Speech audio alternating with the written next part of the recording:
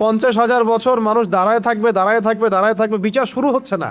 আল্লাহ পাক এত নারাজ সেদিন, বিচারটা শুরু করার কথা কেউ বলতেই পারবে না আল্লাহকে। আল্লাহ বিচারটা অন্তত শুরু করেন, আল্লাহ বিচারটা অন্তত শুরু করেন। দাঁড়ায় থাকতে থাকতে আমাদের অবস্থা খারাপ, প্রত্যেক মানুষেরই অবস্থা হয়ে যাবে, মানে ইল্লা মাশা আল্লাহ, ইল্লা মাশা আল্লাহ। তখন প্রত্যেক নবী রিফিউজ করবেন, আমি পারবো না, আমি পারবো না, আমি পারবো না। আদম আলাইহিস সালাম বলবেন না আমি না, নূহের কাছে যাও। নূহ আলাইহিস সালাম বলবেন না আমি না, ইব্রাহিম আলাইহিস সালামের কাছে যাও।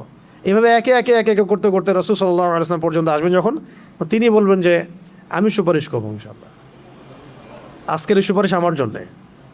তাও মানুষ দেখবে যে রাসূল সাল্লাল্লাহু আলাইহি ওয়াসাল্লামকে সুপারিশ করানোর জন্যে বোরাক নিয়ে আসা হচ্ছে উপর থেকে, আসমান থেকে।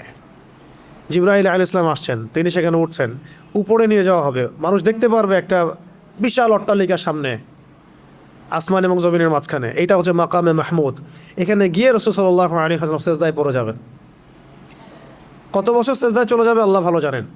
এবং তিনি তখন এমন কিছু তাসবিহ পড়বেন, এমন কিছু প্রশংসা করবেন, যেটা আজ পর্যন্ত কেউ আল্লাহ পাকের শানে করে নাই। আল্লাহ পাক তাকে সেটা শিখাই দিবেন, তখন ইনস্ট্যান্ট শিখাই দিবেন। তারপরে তিনি বলবেন, ওঠো আমার হাবিব, তুমি চাও কি চাবা চাও, তোমার দোয়া কবুল করা হবে, তোমার সুপারিশ কবুল করা হবে। তিনি তখন বলবেন, আল্লাহ বিচারটা অন্তত আগে শুরু কর, আগে বিচারটা অন্তত শুরু করেন। তো আমরা আসলে সত্যি কথা বলতে আমরা চিনতেই পারি নাই যে আমরা কার উম্মাহ।